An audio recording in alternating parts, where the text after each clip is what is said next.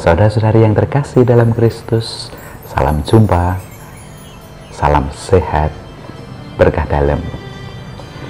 Apa yang kamu pikirkan dalam hatimu? Itu adalah pertanyaan Yesus yang bisa kita jumpai dalam bacaan Injil hari ini. Apa yang kamu pikirkan dalam hatimu? Pertanyaan itu diajukan oleh Yesus dalam sebuah konteks pengalaman yang nyata. Jadi ceritanya, ketika itu Yesus sedang mengajar di dalam sebuah rumah. Nah, di luar sana ada seorang yang sakit lumpuh. Sepertinya sudah bertahun-tahun terbaring di tempat tidur. Tetapi dalam hatinya tampak ada kerinduan, ada harapan, ada keyakinan untuk datang kepada Yesus dan disembuhkan. Diceritakan juga hal yang menarik. Ada orang-orang, mungkin saudara, mungkin tetangga dari si lumpuh. Mereka menggotong si orang lumpuh ini dan membawanya kepada Yesus. Tetapi mereka terhalang, tidak bisa masuk ke dalam rumah karena ada banyak orang. Menariknya, mereka tidak putus asa, tidak menyerah, dan tidak kehabisan akal. Apa yang dilakukan? Mereka membawa si lumpuh beserta tempat tidurnya naik ke atas atap, kemudian membongkar atap dan menurunkan orang lumpuh beserta tempat tidurnya itu ke hadapan Yesus di tengah banyak orang, persis ketika Yesus sedang mengajar. Ini tentu peristiwa yang sangat menarik perhatian. Tidak bisa tidak. Yesus tentu saja melihat apa yang terjadi dengan si lumpuh beserta orang-orang yang menggotongnya. Bisa dibilang ini adalah tindakan yang tidak sopan, karena ya ketika di bawah ada Yesus, ada ahli-ahli Taurat, orang-orang Farisi, di atas mereka jak-jakan. Bisa juga dibilang ini tidak tahu aturan, karena mengganggu, menghentikan sebuah acara penting, pengajaran. Dan tentu saja mereka juga membuat kerusakan karena atapnya dibongkar. Tetapi Yesus tidak hanya melihat hal-hal itu. Disebutkan di dalam Injil, Yesus melihat iman mereka. Yesus melihat batin si lumpuh yang berharap akan kesembuhan. Yesus juga sangat menghargai solidaritas dari tetangga, saudara si lumpuh yang membawa si lumpuh, mengantarkan kepada Yesus, yang sampai dibela-belain naik ke atas atap, membongkar atap, dan tentu saja harus dengan malu juga.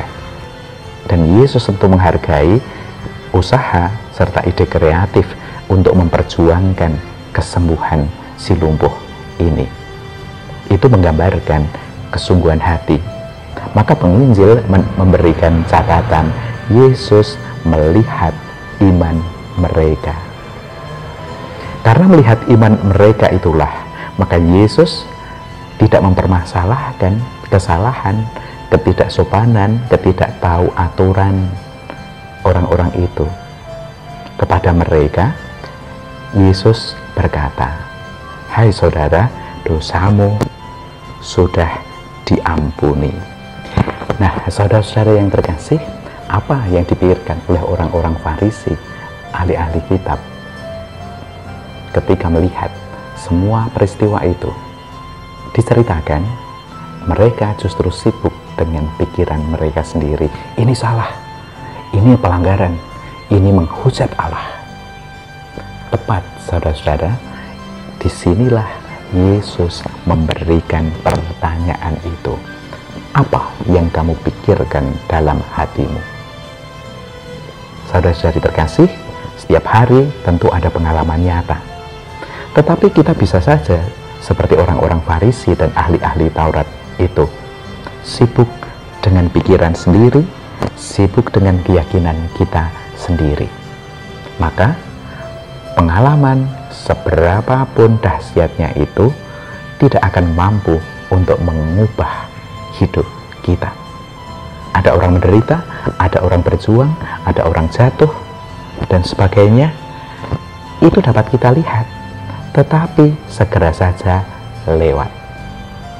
Kendati ada begitu banyak hal yang menakjubkan, kendati ada begitu banyak kebaikan yang terjadi, tetap saja kita bisa melihat hanya kesalahan untuk dipermasalahkan.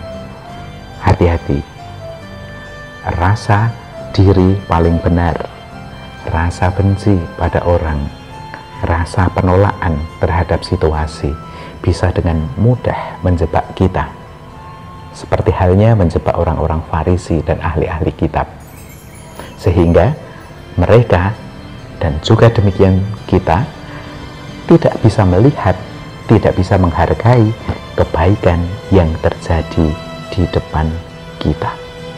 Jadi, kembali lagi, apa yang kamu pikirkan dalam hatimu?